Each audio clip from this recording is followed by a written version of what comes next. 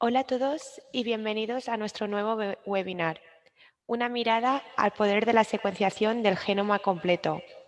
Hoy, nuestra invitada, la doctora Aida Bertolí Abella, jefa de análisis de datos de investigación en Centogene, nos compartirá los siguientes puntos.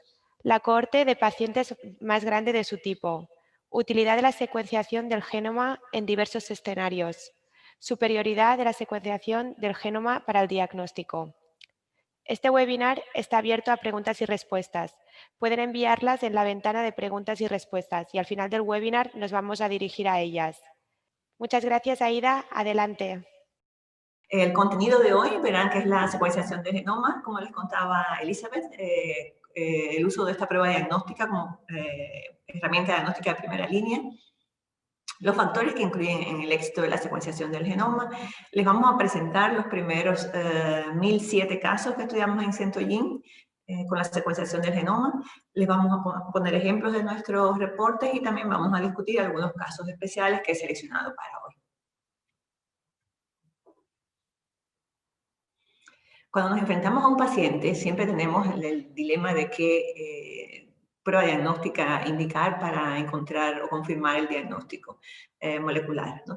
Podemos tener una impresión clínica en dependencia de si el paciente presenta características clínicas que son distintivas de una enfermedad, o podemos sospechar, por ejemplo, un síndrome específico, Cornelia de Lange, o un síndrome parecido, e indicar un panel específico para este tipo de genes, o si no tenemos una sospecha clínica definida, podemos indicar la secuenciación del exoma, o podemos indicar análisis de microarreglos o secuenciación del genoma.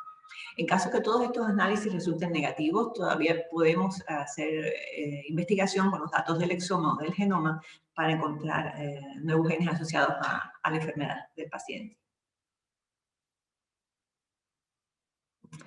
En Centogene comenzamos la secuenciación del exoma, secuenciación completa del exoma en el año 2014, y sobre el año 2016 ya teníamos una cohorte grande de pacientes estudiados con más de 1000 familias. Esto lo presentamos como un artículo, una publicación que salió en la Revista Europea de Genética Humana en el año 2016, y en el 2017 este artículo fue seleccionado como el más visto, el mejor de la Revista Europea de ese año. A partir de este año también comenzamos en Centogene la secuenciación completa del genoma, es decir, en el 2016. Nos convertimos de esa manera en la primera compañía en Europa que ofrece el diagnóstico por secuenciación completa del genoma de manera estandarizada. Y este año hemos publicado la aplicación de la secuenciación del genoma en 1007 casos, seleccionados consecutivamente en nuestra cohorte muy heterogénea. Este artículo ha sido publicado en la Revista Europea de Genética Humana, ya ven que fue publicado en agosto, finales de agosto de este año. Tenemos muchos accesos porque es también Open Access, así que los invito también a que revisen el artículo completo. Vamos a hablar sobre la secuenciación del genoma como prueba diagnóstica de primera línea. ¿Por qué decimos que la secuenciación del genoma puede ser utilizada como prueba de primera línea? Primeramente porque, por supuesto, nos permite evaluar de manera simultánea y sin sesgo miles de genes, incluyendo el genoma nuclear y el genoma mitocondrial. Porque nos da excelente cobertura de las regiones codificantes y también no codificantes. Es capaz de detectar un número grande de defectos moleculares, desde variantes de número de copias, variantes estructurales, inclusive variantes balanceadas que no son detectadas por otros métodos como el exoma o los análisis de microarreglos. Esta prueba es de gran utilidad, sobre todo en pacientes que tienen una presentación clínica que corresponde a una enfermedad o a un tipo de enfermedades que tienen gran heterogeneidad genética, es decir, que hay muchos genes causales.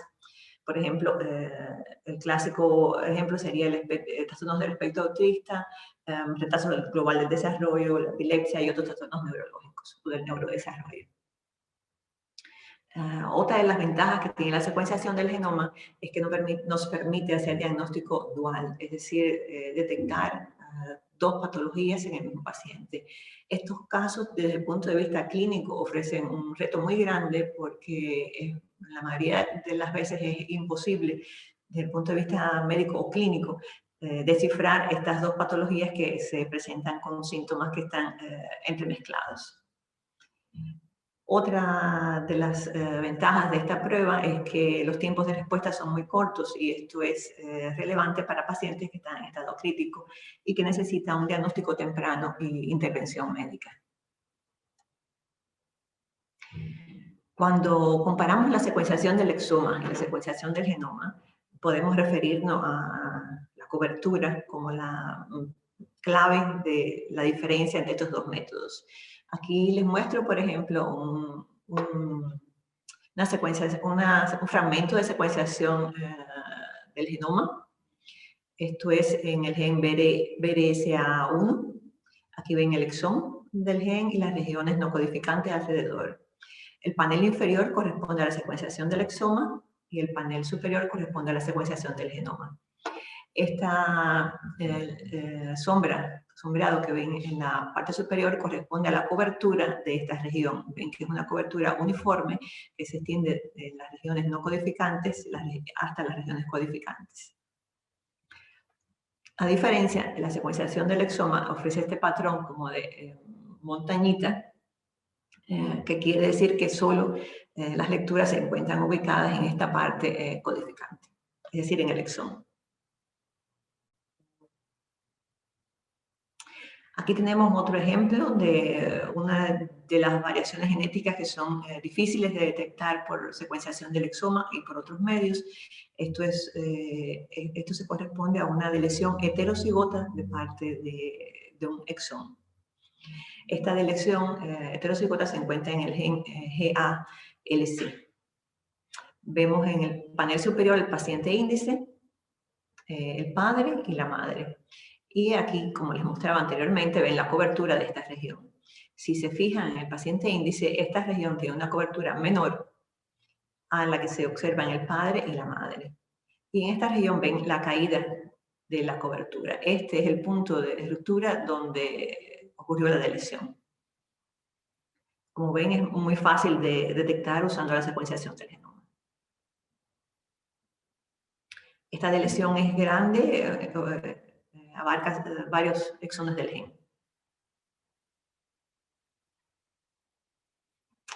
Ahora les muestro otro ejemplo, aquí del genoma mitocondrial. Vemos que hay una deleción heteroplasmática que es bastante grande y que se puede detectar fácilmente. Aquí vemos el paciente índice que tiene la deleción heteroplasmática y un control que tiene la cobertura normal en esta región. Pueden ver aquí, por ejemplo, con estas líneas, el programa nos indica fácilmente que aquí hay una deleción. Vemos que se intercalan estas líneas con las lecturas normales, es decir, que hay regiones con la cobertura normal o con lecturas normales y regiones que están delecionadas. Y este es un ejemplo de uno de los defectos más difíciles de detectar, que es una translocación balanceada. Es decir, aquí no hay alteraciones del número de copias y por lo tanto es más difícil de detectarlo con los métodos tradicionales.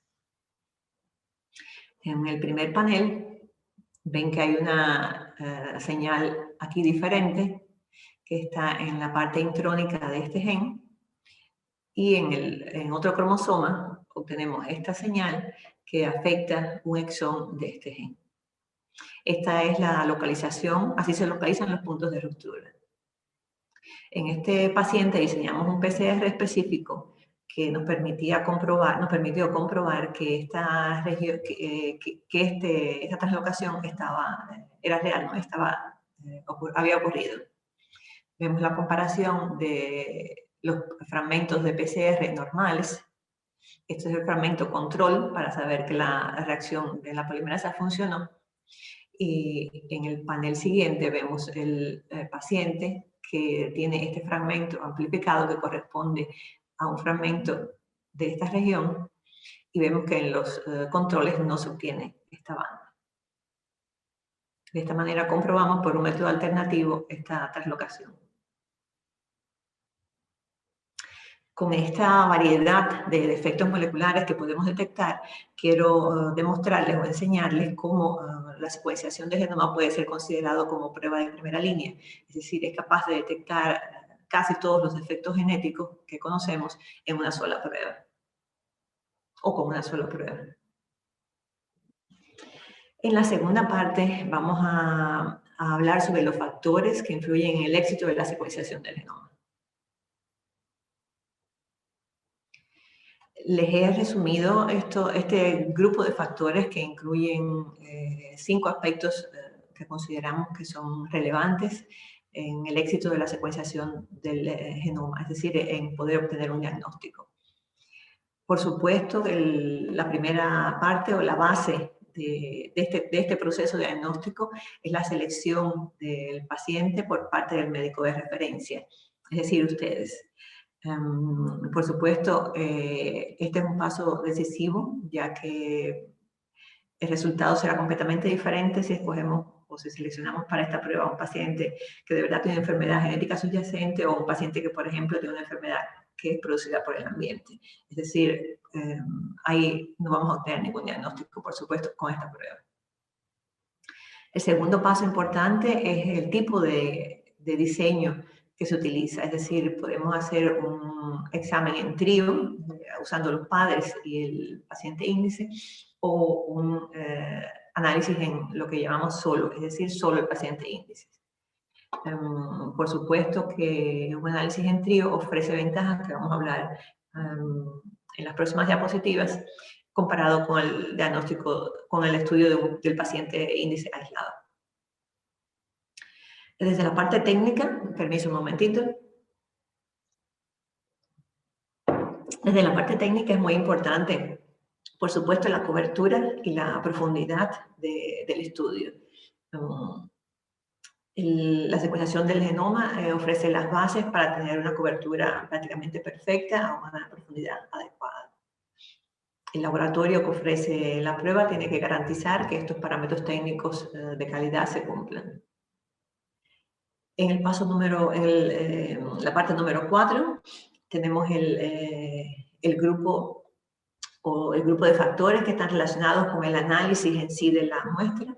Aquí es importante que donde se realice el análisis exista un repositorio de variantes de referencia, es decir, que sea muy fácil poder comparar las variantes que observamos en el paciente que estamos analizando con otras variantes que puedan existir en la población o en pacientes similares. Esto sirve lo mismo para incluir como para excluir variantes.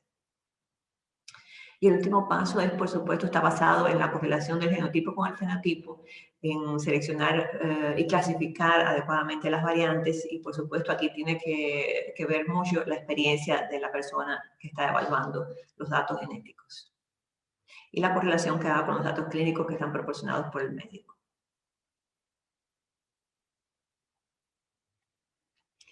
En la primera parte les hablaba, por ejemplo, de seleccionar los pacientes y de tener una documentación adecuada de, por ejemplo, los datos de la familia, si hay antecedentes familiares positivos, si es un trastorno de inicio temprano, si hay consanguinidad, el tipo de fenotipo que estamos observando, si es un síndrome, por ejemplo, malformativo, hay una gran posibilidad de que sea de origen genético, y si tenemos una enfermedad psiquiátrica,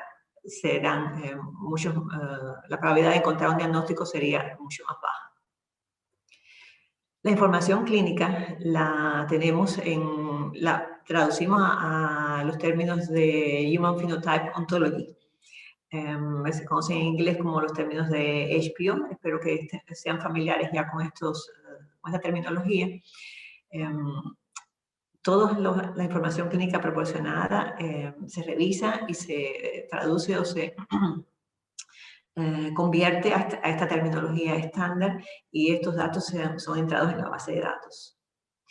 También, por ejemplo, es de mucha importancia para el análisis del genoma y de cualquier prueba diagnóstica que el médico apoye o proporcione qué modo de herencia está sospechando, si tiene algún diagnóstico clínico de sospecha. En los términos de ontología del fenotipo humano, para hacer un resumen breve de esta parte, son términos que nos proporcionan estandarizar las variantes o las variables fenotípicas, es decir, los síntomas y signos que presenta el paciente pueden ser estandarizados y de esta manera es mucho más fácil hacer análisis de fenotipo y genotipo y de tener estos datos almacenados en la base de datos. Si ven, por ejemplo, aquí tenemos el síntoma o el signo final, sería un defecto del tabique auricular, interauricular. Este sería el término más específico. Si subimos en el diagrama, vemos que el término menos específico sería la anomalía de un órgano. Es decir, para un mismo paciente, un médico puede decir, este paciente tiene una anomalía cardiovascular o tiene una malformación cardíaca o tiene un defecto del tabique interauricular. En este caso, todos estos pacientes, aunque se haya proporcionado un término diferente, estarían conectados entre sí. Es decir, que podríamos luego encontrarlos cuando hagamos una búsqueda, por ejemplo, con una malformación cardíaca, podemos encontrar los pacientes que tienen los términos superiores más generales o los términos más específicos. Por supuesto, mientras más específico el término proporcionado, es mejor para el análisis. Este es un ejemplo de cómo hacemos en Centogene la traducción a los términos de HPO. Por ejemplo, esta es la historia clínica o parte de la historia clínica que proporciona el médico como parte de la información del paciente. Nuestro equipo en Centogene, que se especializa en esta parte del proceso diagnóstico, revisa y traduce esta información clínica. En este caso, por ejemplo, se extrajeron 24 términos y aquí pueden ver algunos ejemplos. Por ejemplo, aquí el médico puso Global Developmental Delay y nosotros lo traducimos a retraso global del desarrollo, crisis convulsiva. El médico escribió Convulsive Disorders. Tenemos, por ejemplo, espasticidad. Tenemos dismorfia facial. Aquí vemos que el médico proporcionó algunas mediciones y relacionado con la edad del niño concluimos que había microcefalia. Y así se completó este caso. Ahora vamos a la parte del tipo de diseño, es decir, si hacemos un diseño en trío o si hacemos un diseño en solo. Les quiero comparar, por ejemplo, los resultados de diagnóstico en los casos en que se usó un diseño en trío o similar y los resultados de diagnóstico, de rendimiento diagnóstico en los casos que se usó un estudio en solo. En rojo estamos indicando a los pacientes que tuvieron un diagnóstico positivo, en naranja los pacientes que tenían variantes de significado incierto y con color gris los pacientes que permanecieron como negativos, es decir, no se obtuvo ningún diagnóstico.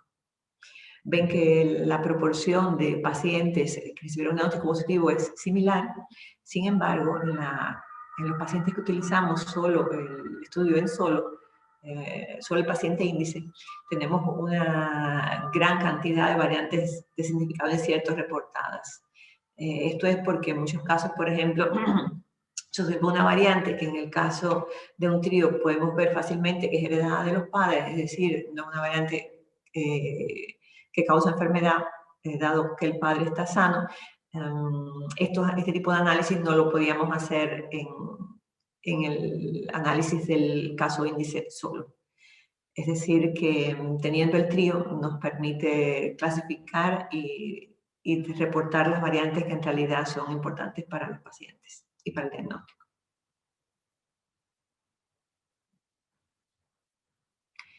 Este es un ejemplo de cómo podemos filtrar los casos o analizar los casos en dependencia de cuando tenemos un diseño en trío. Es decir, en dependencia del modo de herencia que estamos sospechando, vemos, por ejemplo, en el primer pedigrí, sospechamos una enfermedad recesiva. Aquí vemos que hay variantes que están compartidas, una variante heredada de la madre, una variante heredada del padre, y estas dos variantes están presentes en el hijo. Estos serían variantes en heterocigosidad compuesta. En este caso vemos un paciente que tiene una variante que sería homocigota, que esta variante es la misma variante que ha heredado del padre y de la madre y que también está presente en el hijo. Este caso sería para una enfermedad dominante. Este es un ejemplo de una variante de novo, es decir, está presente en el hijo y no está presente en los padres. Este caso sería muy difícil de diagnosticar en estado solo, es decir, el estado de novo de la variante no lo podríamos detectar. Y este es el último caso que les quería mostrar, que es un ejemplo de una enfermedad dominante donde el padre similarmente afectado transmite la misma variante al hijo.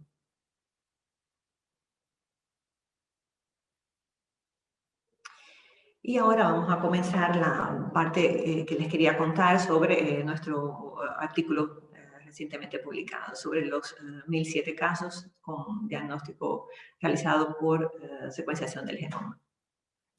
Estos casos que seleccionamos fueron casos de índices consecutivos durante un periodo de 2 años, es decir, estos pacientes fueron secuenciados en Centogene desde finales del 2016, 2017 y comienzos del 2019, es decir, aproximadamente 2 años.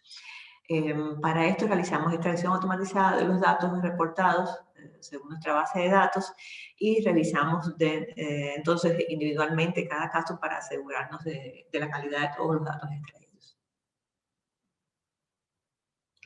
Lo primero que analizamos fue el rendimiento diagnóstico. Por supuesto, esta es una de las preguntas que los médicos siempre nos hacen, ¿cuál es el rendimiento diagnóstico que obtenemos con la secuenciación del genoma? En este caso pudimos ver que se obtuvo un diagnóstico genético en el 21% de los casos. Es decir, para 21% de los pacientes se obtuvo una variante patogénica o probablemente patogénica que explicaba el fenotipo del paciente. En 24% de los casos se obtuvo una variante de significado incierto, es decir, el diagnóstico era todavía inconcluso. Sabemos que entonces en 45% de los casos reportamos una variante que podría ser de utilidad al paciente. En aproximadamente todavía la mitad de los casos no tenemos diagnóstico. Dentro de estos 1007 casos, había 649 casos que no habían tenido estudio previo del exoma. Es decir, normalmente los casos donde se utiliza la secuenciación del genoma son casos complicados que ya han pasado años de odisea de diagnóstico, es decir, estos pacientes han tenido estudios de microarray, han tenido estudios citogenéticos, han tenido pruebas metabólicas, han tenido secuenciación del exoma y todas estas pruebas han sido negativas, es decir, son casos bastante complejos. Nosotros para decidir o para determinar exactamente cuál era el diagnóstico, el rendimiento diagnóstico en casos que no habían tenido secuenciación del exoma previamente, seleccionamos y nos enfocamos en estos casos que fueron 649, es decir, un número bastante elevado. Vimos que el 25% de los casos se obtuvo un diagnóstico positivo y el 29% de los casos se obtuvo una variante de significado incierto. Es decir, aproximadamente el 54% de los pacientes recibieron algún tipo de diagnóstico.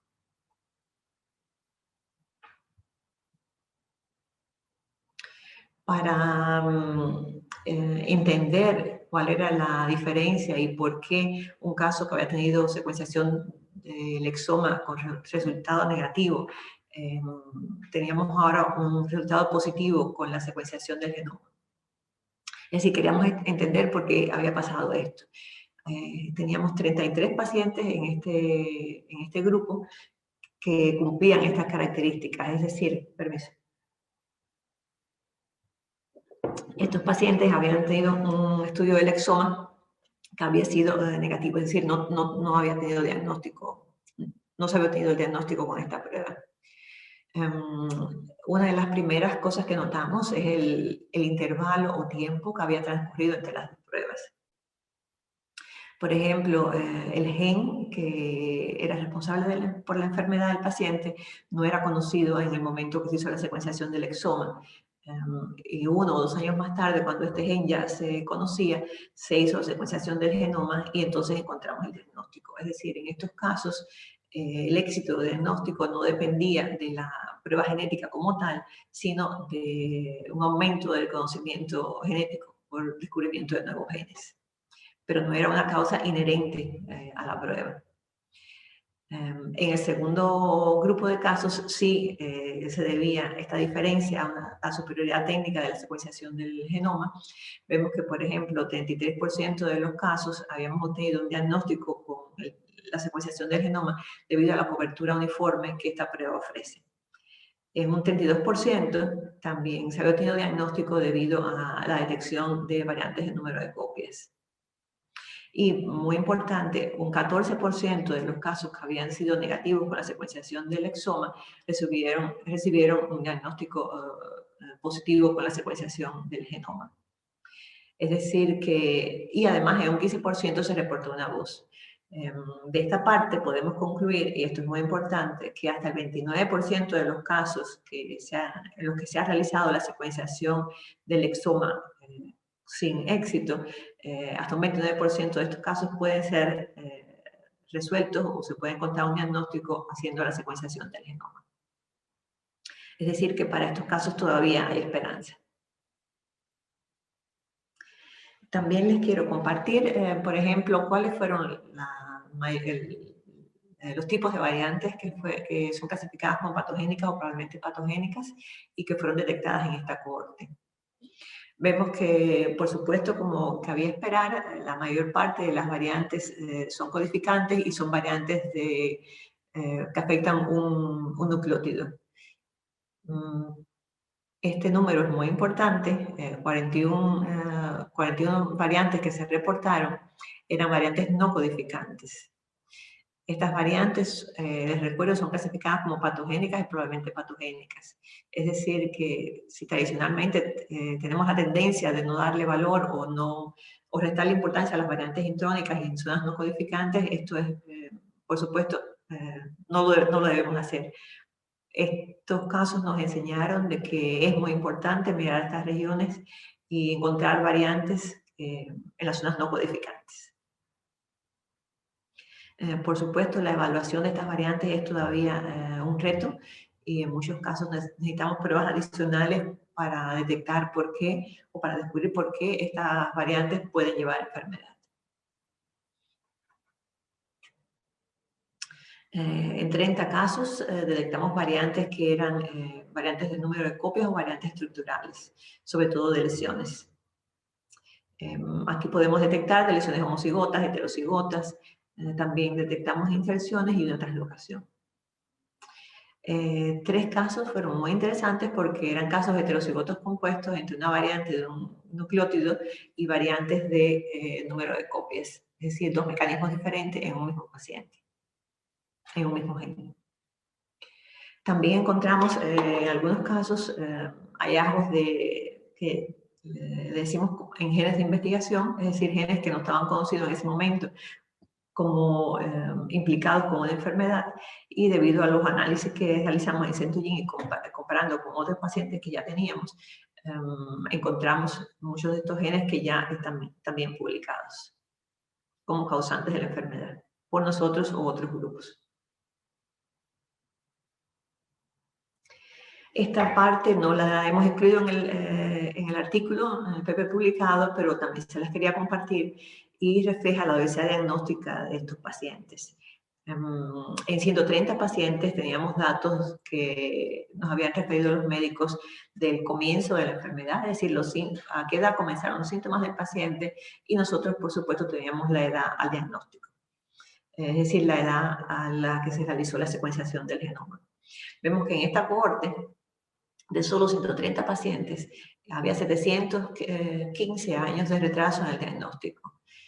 50 años fue el periodo más largo de espera de un paciente para obtener su diagnóstico.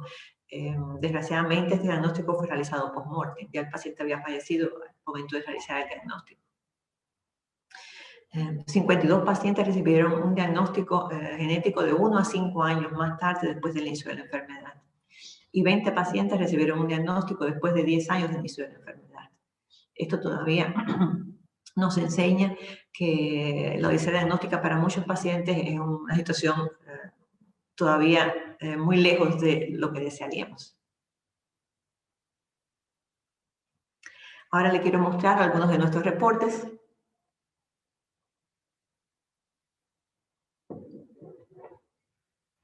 Por ejemplo, aquí vemos la primera página de un reporte médico, vemos la prueba requerida, que es en este caso la secuenciación del genoma.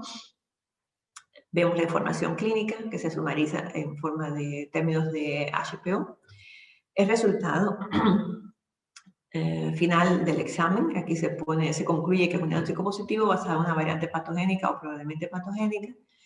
La interpretación donde indicamos exactamente la sigosidad de la variante, la clasificación de esta variante, en qué gen está localizado y qué enfermedad con su modo de herencia está implicada. Y también ofrecemos recomendaciones que se refieren, por ejemplo, a si es necesario alguna prueba adicional. En la segunda página del reporte se ofrecen características detalladas de la variante detectada, de su interpretación y estadísticas de la secuenciación.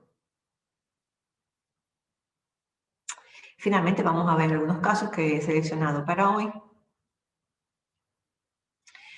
Estos casos, el primero, por ejemplo, fue una paciente femenina que se diagnosticó o que comenzó su enfermedad al año de edad. Tenía padres sanos y no consanguíneos y antecedentes, y no había antecedentes familiares positivos. Esta niña presentó desde la etapa prenatal el retardo del crecimiento intrauterino. Luego se manifestaron alteraciones esqueléticas y características dismórficas. También ella presentó trastornos de espectro autista y falla del Medro. En esta niña los médicos que la atendían sospechaban una enfermedad lisosomal y esto fue muy importante para poder encontrar el diagnóstico. No nos describieron si habían realizado algunas pruebas anteriormente y en Centollín el médico solicitó la secuenciación del genoma para el caso índice y para los padres. Vemos acá, ya les había mostrado anteriormente, la imagen esta donde vemos la cobertura y todas las lecturas independientes que se han obtenido para esta región del genoma. Aquí estamos en el gen GNPTAB, aquí se ve chiquitito. Ven que aquí comienza el exón y aquí está el intrón. El padre y el paciente índice tienen una pequeña deleción heterocigota. Ya les había explicado que esto lo podemos ver muy fácilmente con la secuenciación del genoma. Vemos esta caída en cobertura, que aquí la cobertura es aproximadamente la mitad de la cobertura normal. Y estas líneas negras nos indican que aquí hay una deleción. Vemos que en la madre esta deleción no está presente. Es decir, que tenemos una deleción heterocigota intrónica muy cerca del exón. Esta deleción muy probablemente afecta el splicing, de acuerdo a las predicciones in silico. Y ven que está presente en el índice y en el padre.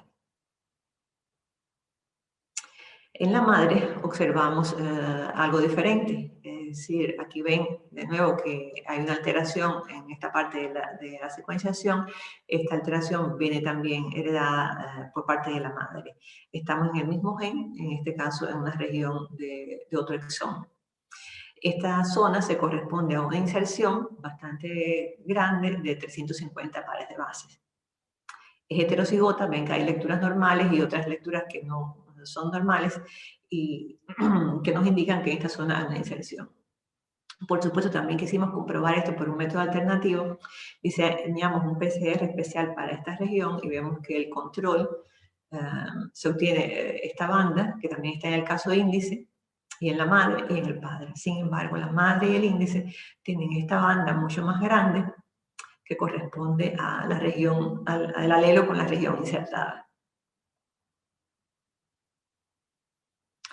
Y este caso lo hemos concluido entonces como un paciente con variantes en heterocigosidad compuesta, una inserción exónica heterocigota heredada de la madre, una deleción intrónica heterocigota heredada del padre, y al final un diagnóstico de mucopolipidosis tipo 2, ellos basados en estas variantes probablemente patogénicas.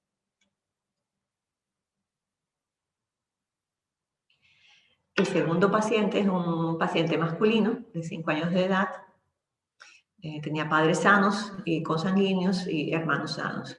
Las manifestaciones clínicas eran retraso global del desarrollo, con algunas anomalías conductales y una hipertermia inexplicada. Ya a este paciente le habían realizado un estudio de microarreglos en los que se había detectado una variante de significado incierto. Y en Centogene se les realizó al paciente índice y a los padres estudio de la secuenciación completa del genoma. En este caso observamos una sustitución intrónica homocigota en el gen COG6. Muy importante, esta variante es una variante patogénica que ya se ha publicado anteriormente, y en Centogene teníamos 2 pacientes homocigotos adicionales para esta variante que también habían sido diagnosticados previamente. Esta variante es, como les decía, una variante conocida que afecta el empalme, a pesar de que ven que está localizada en la región menos 24 de la región no codificante, cerca de un exón. Se conoce como una variante fundadora. Esto nos permitió hacer el diagnóstico basado en esta sustitución intrónica homocigota que afecta el empalme en este paciente que se concluyó como un caso con síndrome de Sjögren. Este caso nos muestra la importancia de las bases de datos. Es decir, aquí fue muy fácil identificar esta variante y ya estaba reportada en nuestra base de datos como patogénica. El tercer caso es un paciente masculino de 1 año de edad, padres sanos y no consanguíneos. También se presentó con retardo global del desarrollo, con microcefalia, pigmentación anormal de la piel, un rash cutáneo localizado en la cara. Anteriormente se le había realizado también en Centogene una secuenciación del exoma en trío. Este estudio del exoma resultó negativo, y entonces el médico decidió hacer una secuenciación del genoma en el caso índice. Y aquí les muestro una comparación de resultados de la secuenciación del genoma en el caso índice y la secuenciación del exoma en esta misma familia. Vemos, por ejemplo, el típico patrón de montañitas que le había explicado anteriormente, que se observa en las regiones correspondientes a los exones. Vemos que estos exones están bien cubiertos. Sin embargo, cuando vemos la secuenciación del genoma, observamos aquí claramente hay una deleción que también es heterocigota, que está afectando 2 exones del gen BLM. Esta deleción, como les decía, es heterocigota, está heredada de uno de los padres. En este caso se hizo prueba de portador posteriormente al padre, que tenía esta deleción heterocigota. En la madre lo que encontramos fue una variante puntual, es decir, una variante de cambio de sentido. Y el paciente índice era heterocigoto compuesto para estas variantes. Ambas variantes ya estaban conocidas y se habían publicado anteriormente. Son variantes patogénicas, y este paciente se concluyó como un caso de síndrome de Bloom. Es un paciente heterocigoto compuesto, y este diagnóstico, por supuesto, fue muy relevante para su manejo clínico. Ya estamos llegando al final y les quería sumarizar con esta diapositiva la utilidad de la secuenciación del genoma. Vemos que, por supuesto, nos da los datos perfectos para futuros descubrimientos en genética, que evitamos de esta manera hacer las pruebas seriadas en pacientes en estado crítico, o pacientes que no están en estado crítico, evitar retrasos en el diagnóstico que están causados por artefactos que a veces encontramos con otros medios de diagnóstico. Extiende el enfoque más allá de las variantes que afectan a un solo nucleótido o a unos pocos nucleótidos, e integra la interpretación de los datos con variantes del número de copias, y además se extiende a las variantes intrónicas. En caso que el diagnóstico resulte negativo, este es el set más completo de que podemos disponer para una reevaluación de los casos, por ejemplo, 1 año más tarde, que es como recomendamos que se haga. y también es de gran valor para pacientes en estado crítico que necesitan un diagnóstico temprano. Y para resumir y terminar, presentamos con este webinar la mayor cohorte de pacientes en escenario diagnóstico que se han estudiado con secuenciación del genoma, que esto lo pueden revisar en nuestra publicación para que puedan verlo con más detalle. Aquí mostramos la superioridad técnica de la secuenciación del genoma y la definimos como prueba de todo en uno y prueba genética de primera línea. Y por supuesto queremos destacar la necesidad urgente de que se revisen las guías clínicas actualizadas para las pruebas genéticas.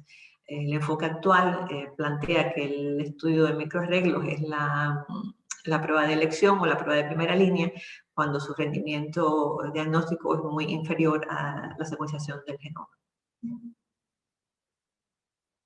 Con esto quiero terminar y estamos abiertos para preguntas. Muchas gracias por su atención.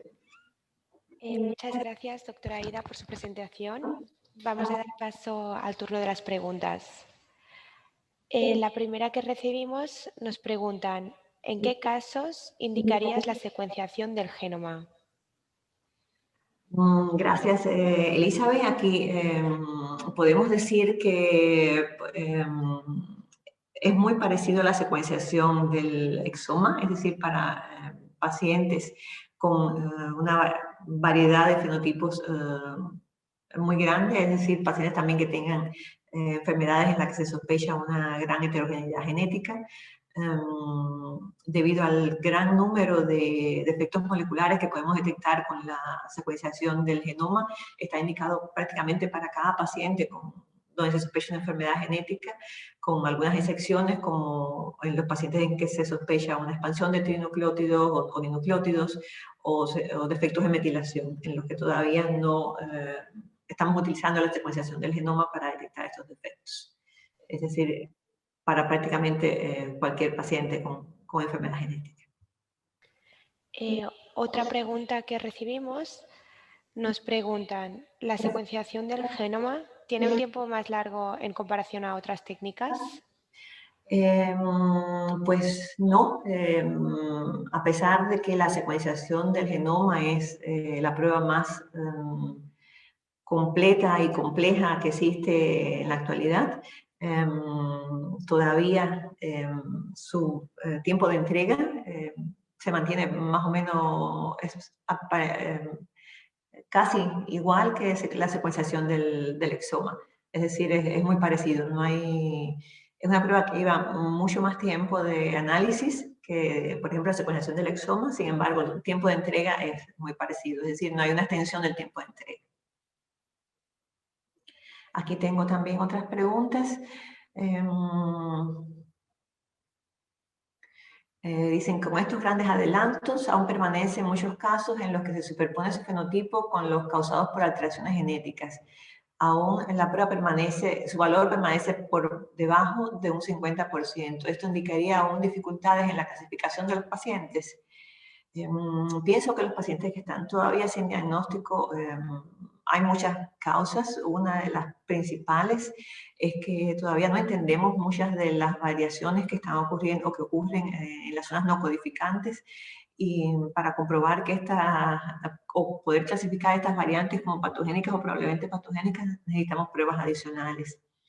Otra gran dificultad actualmente, y por la cual también estamos haciendo investigaciones en Centollín al respecto, es para descubrir nuevos genes. Es decir, la cantidad de genes que conocemos que causan enfermedad es todavía muy limitada, y más genes saldrán en el futuro. Esperamos que sigan descubriéndose más genes cada día, y por eso también recomendamos la reevaluación de los pacientes con un tiempo de aproximadamente un año.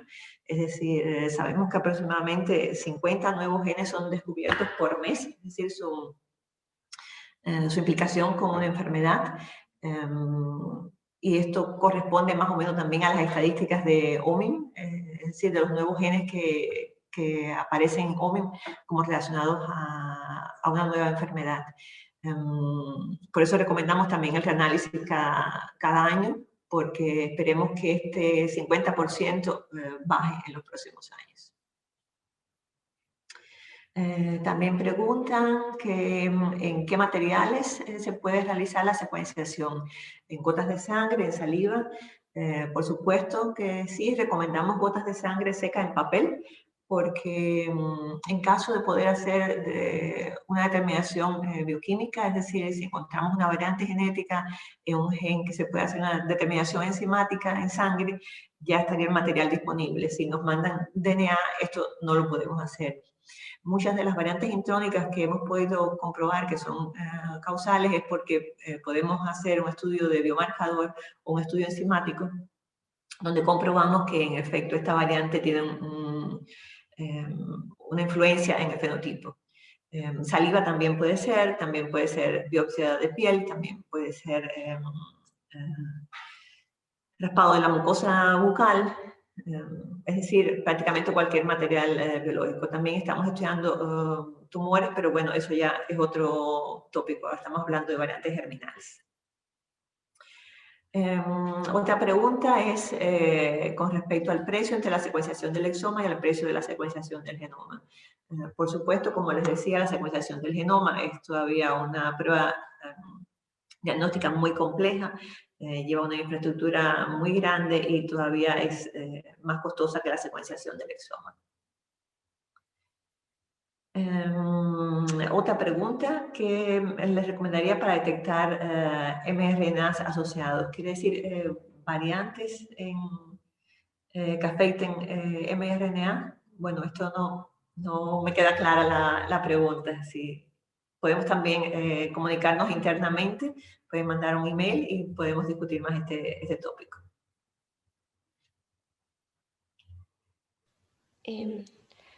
Vamos a dar por acabado el webinar. Muchas gracias a todos por atender y les vamos ahora mismo a lanzar una encuesta para saber vuestra opinión acerca del webinar.